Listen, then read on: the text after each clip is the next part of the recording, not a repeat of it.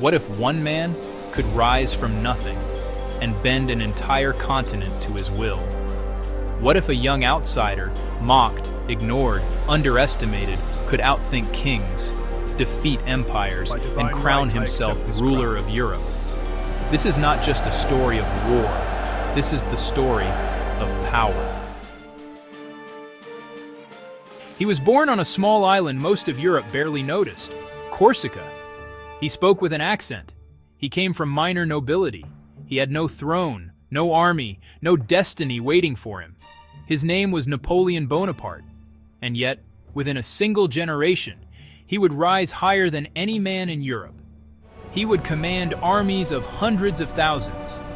He would defeat the combined forces of kings and emperors. At the Battle of Austerlitz, he would execute a victory so perfect, it would be studied for centuries. At Jena, at Rivoli, across Italy and Central Europe, he would move faster than his enemies could react, striking, dividing, destroying. Nation after nation would fall before him. But power comes at a cost. For every victory, another enemy rose. For every empire he built, another began to resist. In Spain, war turned into chaos. In Russia, his army vanished into winter, and the man who once seemed unstoppable began to face something he had never known before: defeat.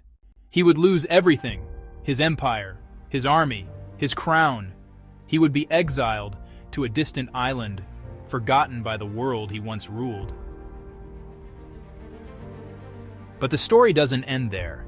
Because Napoleon Bonaparte refused to stay fallen, he would return. He would reclaim power. And in one final battle against all of Europe, he would gamble everything at Battle of Waterloo. This is the story of the most ambitious man of his age, a soldier, a strategist, an emperor, and a legend. This is Napoleon.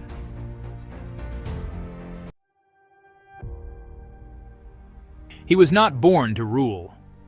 On August 15, 1769, on the rugged island of Corsica, a boy entered a world already in conflict. His name was Napoleon Bonaparte, and nothing about his beginnings suggested he would one day dominate Europe. Corsica had only just been claimed by France.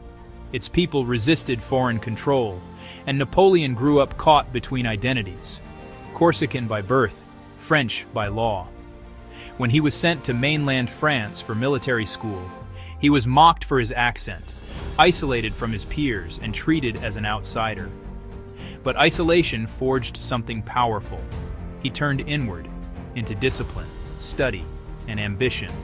He mastered mathematics, artillery, and the mechanics of war. By 16, he was already an officer in the French army. Then the world around him collapsed. In 1789, the French Revolution shattered the old order. Kings fell. Power shifted. Chaos spread across France. For most, it was a time of fear. For Napoleon, it was opportunity. In 1793, at the Siege of Toulon, he made his first mark. The city had fallen to royalists, backed by the British fleet. Napoleon saw what others did not: control the high ground, control the harbor. His artillery plan forced the British to withdraw. Toulon fell. At just 24 years old, he was promoted to general. 2 years later, in the streets of Paris, he faced a royalist uprising. When the rebels advanced, Napoleon did not hesitate. He unleashed artillery at close range, crushing the revolt in seconds. It was ruthless, it was decisive, and it made him indispensable. In 1796, he was given command of the Army of Italy, a neglected force, poorly supplied and low on morale. But Napoleon transformed it into a weapon. He moved faster than any enemy expected. At Lodi, he led a daring assault across a bridge under heavy fire, inspiring his men to follow. At Arcole, he maneuvered through swamps to outflank Austrian forces. At Rivoli, he shattered an entire army. Again and again, he divided his enemies and destroyed them piece by piece. By 1797, Austria sued for peace. Napoleon returned to France not just as a general, but as a legend. But he wanted more.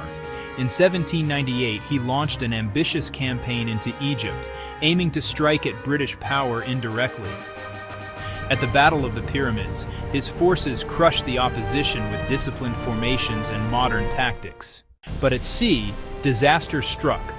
The British fleet destroyed his navy at the Battle of the Nile. Napoleon was stranded.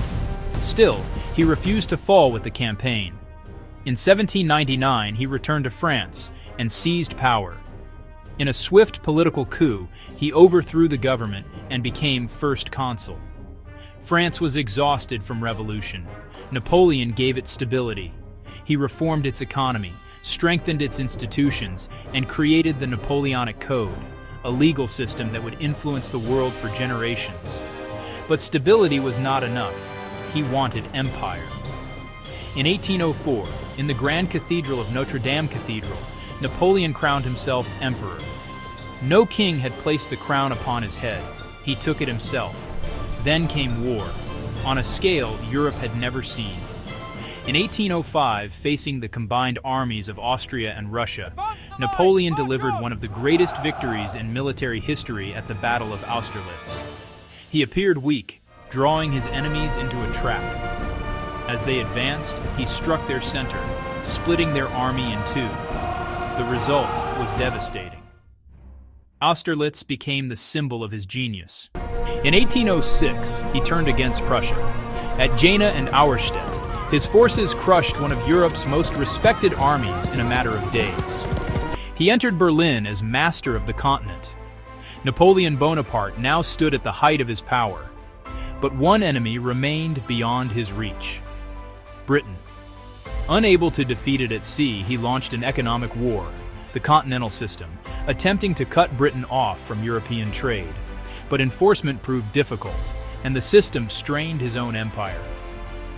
Then came Spain. In 1808, Napoleon placed his brother on the Spanish throne. The response was immediate and brutal. Guerrilla warfare erupted across the country. French forces found themselves fighting an invisible enemy. It drained his strength. Still, Napoleon pushed forward. In 1812, he made his boldest and most dangerous decision. He invaded Russia. With over 600,000 men, he marched deep into Russian territory.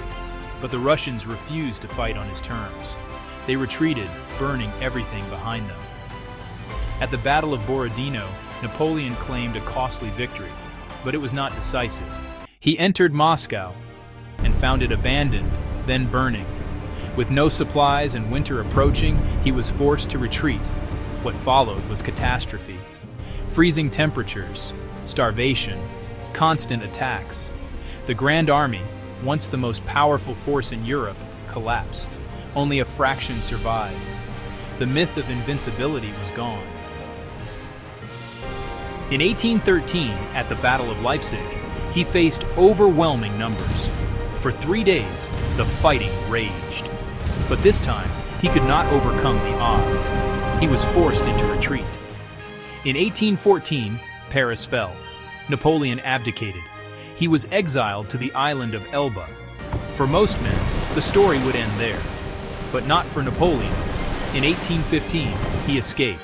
Landing in France, he marched toward Paris. Troops sent to stop him instead joined him. Within weeks, he was emperor again. Europe responded immediately. There would be no second chance. At the Battle of Waterloo, Napoleon faced his final battle. Against the Duke of Wellington and Prussian forces under Blücher, he launched attack after attack. But the ground was wet. His timing faltered, and the enemy held.